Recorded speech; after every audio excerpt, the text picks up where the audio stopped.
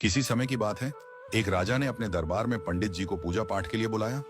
पूजा के बाद राजा ने पंडित जी से 3 जटिल सवाल पूछे। 1. भगवान कैसे दिखते हैं?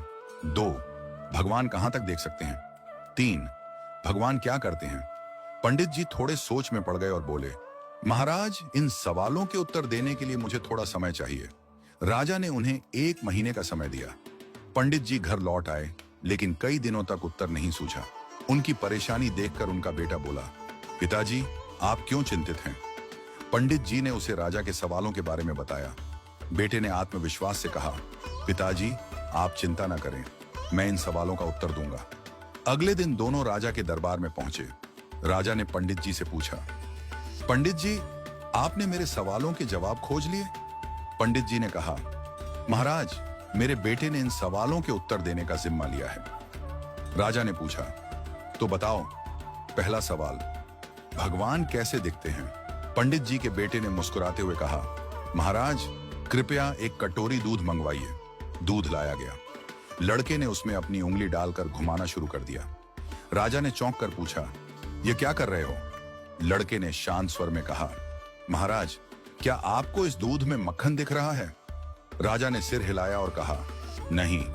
लड़के ने उत्तर दिया, मक्खन इस दूध में ही है, लेकिन उसे निकालने के लिए दही जमाकर मथना पड़ता है। ठीक वैसे ही भगवान हर जगह हैं, पर उन्हें देखने के लिए ध्यान, साधना और सेवा का मंथन करना पड़ता है। राजा ने मुस्कुराते हुए कहा, अच्छा उत्तर दिया।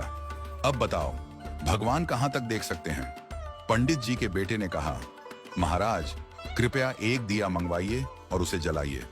दिया जलाया गया और उसकी रोशनी चारों ओर फैल गई। लड़के ने पूछा, इस दिए की रोशनी कहां तक जा रही है? राजा ने कहा, यह तो पूरे कमरे में फैल रही है। लड़के ने उत्तर दिया, ठीक वैसे ही भगवान की दृष्टि की कोई सीमा नहीं है। जैसे इस दिए की रोशनी हर दिशा में फैलती है और सब कुछ देखती है, वैसे ही भगवान भी हर जगह सब कुछ देख सकते हैं। राजा ने संतुष्ट होकर कहा, बहुत अच्छा उत्तर दिया। अब बताओ, भगवान क्या करते हैं? पंडित जी के बेटे ने मुस्कुराते हुए कहा, महाराज, कृपया कुछ देर के लिए अपना सिंहासन मुझे दे दीजिए और आप नीचे बैठ जाइए।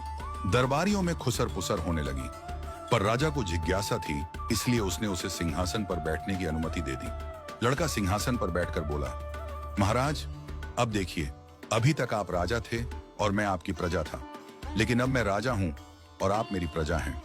यही भगवान की लीला है। भगवान जिसे चाहते हैं उसे ऊंचाई पर बिठा देते हैं और जिसे चाहते हैं उसे नीचे उतार देते हैं। यही उनका काम है। राजा यह सुनकर चकित रह गया। उसने पंडित जी और उनके बेटे की चतुराई की सराहना की